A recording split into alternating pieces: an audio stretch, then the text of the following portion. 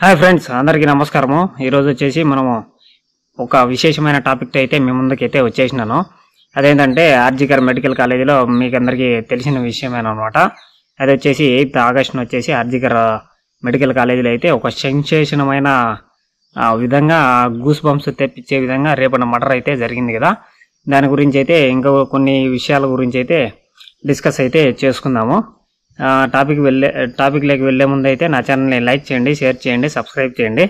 ఏంటంటే చాలా మంది నా ఛానల్ని చూస్తున్నారు కానీ సబ్స్క్రైబ్ చేసుకోవడం లేదు. దానివల్ల అయితే కొద్దిగా వీడియోలు అయితే అందరికి చేరవు అన్నమాట.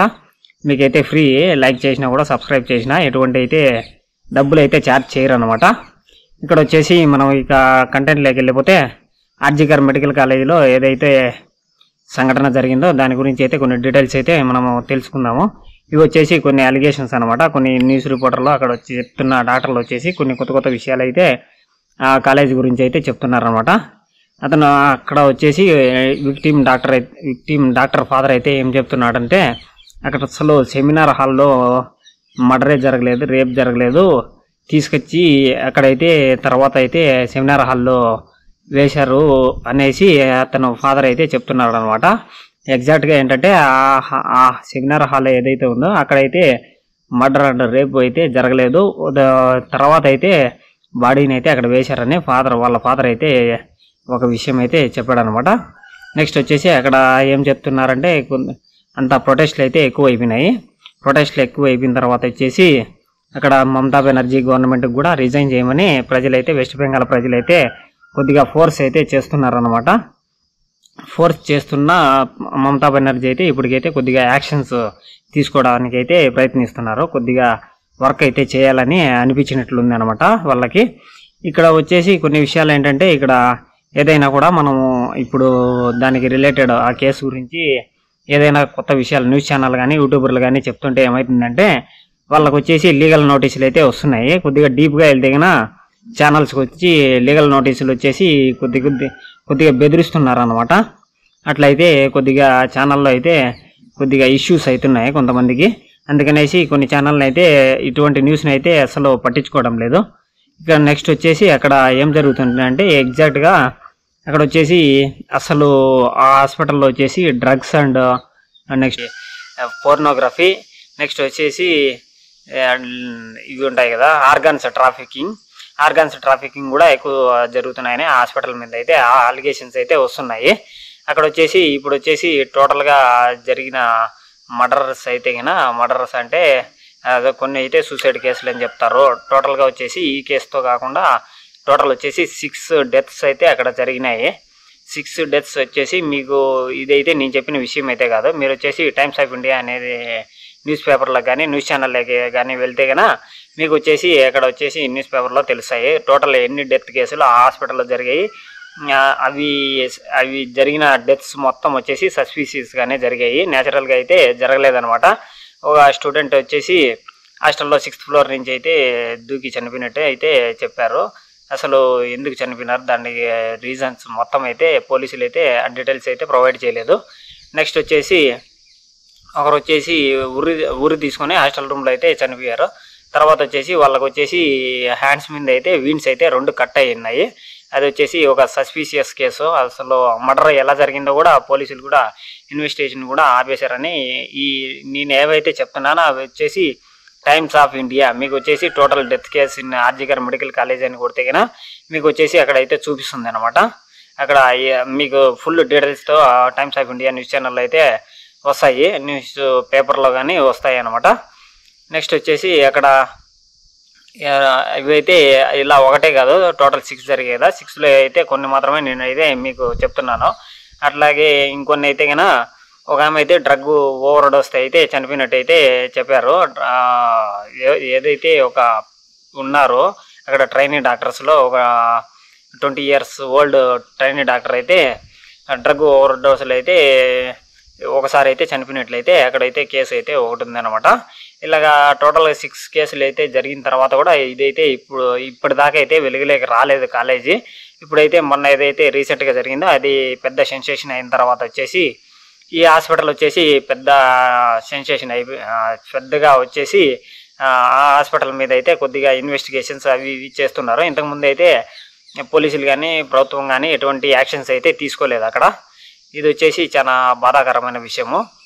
ఇక్కడ వచ్చేసి ఏవైతే అతను రేంజర్ అయితే కన్నా అతన్ని డాక్టర్లు తర్వాత వచ్చేసి డాక్టర్ అతను ఏవైతే ఆమె చనిపోయింది కదా డాక్టర్ వాళ్ళ నాన్న అయితే కన్నా అతన్ని ఊరికే ఫోకస్ మొత్తం విషయాన్ని టాపిక్ని అయితే డైవర్ట్ చేయడానికి న్యూస్ ఛానళ్ళు తర్వాత వచ్చేసి అక్కడున్న వాళ్ళైతే అక్కడ ఏవైతే పొలిటికల్ పార్టీస్ ఉన్నాయో వాళ్ళైతే హైలైట్ చేస్తున్నారు తప్ప మొత్తం విషయం అయితే దాచిపెట్టడానికి వాళ్ళు ప్రయత్నిస్తున్నారని చెప్పేసి వాళ్ళ నాన్న ఏవైతే వాళ్ళ ఫాదర్ ఉన్నాడు కదా డాక్టర్ వాళ్ళ ఫాదర్ నెక్స్ట్ వచ్చేసి అక్కడ ఉన్న డాక్టర్లు అయితే చెప్తున్నారు.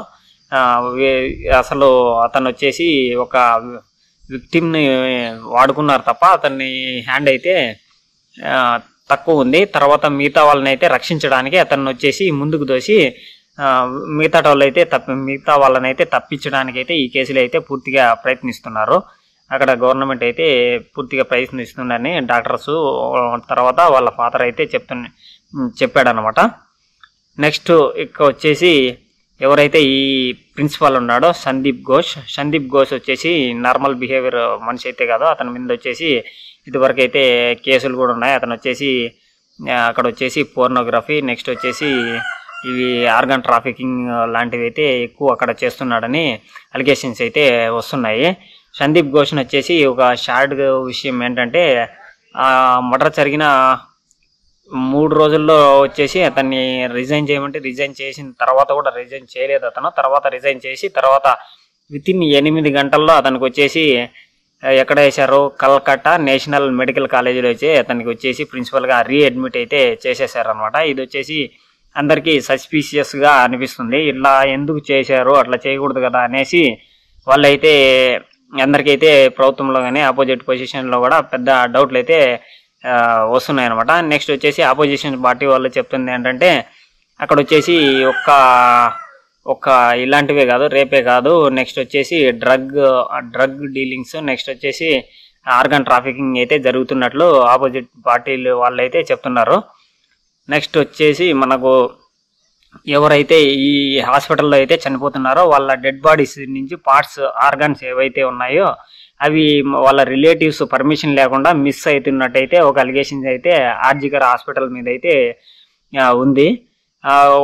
దానికి రియల్ ఇన్సిడెంట్ ఏంటంటే ఒక పేషెంట్కి అయితే డెడ్ అయిన తర్వాత వాళ్ళ రిలేటివ్స్ పర్మిషన్ లేకుండా అతని శవాన్ని వచ్చేసి 2 కళ్ళు లేకుండా ఇంటికి అయితే పంపించేశారు. తర్వాత వచ్చేసి అతని కొడుకు ఎవరైతే ఉన్నారో అతను వచ్చేసి ఫిర్యాదు చేస్తే ఆ కళ్ళను వచ్చేసి ఈ ఎలుకలు అయితే తినేసినాయి అన్నట్లయితే వాళ్ళైతే చెప్పారనమాట డాక్టర్స్ కానీ అక్కడ ఉండేవాళ్ళు.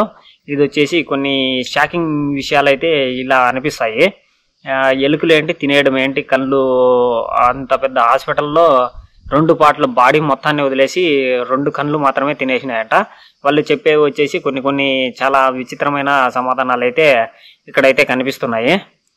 మనకు వచ్చేసి ఆర్జికర్ హాస్పిటల్లో ఏదైతే జరిగిందో ఇది వచ్చేసి కొద్దిగా అయితే పెద్దగా మనకు వచ్చేసి కొద్దిగా ఏంటంటే కొద్దిగా భయాన్ని నేర్పిస్తుంది అన్నమాట. సమాజంలో ఇటువంటి సంఘటనలు జరుగుతున్నాయి అనేసి మనకు కొద్దిగా భయాన్ని అయితే ఇస్తుంది. అక్కడ ఉన్న గవర్నమెంట్ ఏంటంటే ఇప్పుడు పాజిటివ్గా ఫస్ట్గా వచ్చేసి రాత్రిపూట ఎవరైతే ఉమెన్ వర్కర్స్ ఉన్నారో వాళ్ళ సేఫ్టీ కోసం అయితే రిటైర్ సాతి అనే స్కీమ్ని అయితే లాంచ్ చేసింది అనమాట. ఇది ఒక చాలా ఆనందకరమైన విషయము. అక్కడ వచ్చేసి నైట్ వర్కర్స్ ఎవరైతే వర్క్ చేస్తుంటారో వాళ్ళకు వచ్చేసి ఫుల్ సేఫ్టీ కోసం అయితే ఈ స్కీమ్ని అయితే లాంచ్ చేసినట్లు ఆమె అయితే చెప్పారు. నెక్స్ట్ వచ్చేసి మనకి అక్కడ ఉన్న ఏవి ఉన్నా కానీ అక్కడ కామన్గా ఏంటంటే ఆర్జికర్ మెడికల్ కాలేజీలో వచ్చేసి ఇన్ని సంవత్సరాలుగా జరుగుతున్నా కూడా వాళ్ళు వచ్చేసి ఎటువంటి చర్యలు అయితే తీసుకోకపోవడం చాలా బాధాకరమైన విషయం.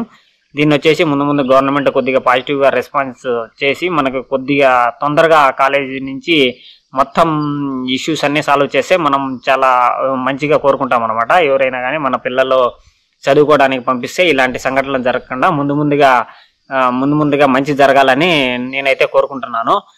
మీరు కూడా కొద్దిగా కామెంట్ సెక్షన్లో కామెంట్ చేసి మీరు ఎటువంటి రెస్పాన్స్ అయితే గవర్నమెంట్ నుంచి ఆశిస్తున్నారో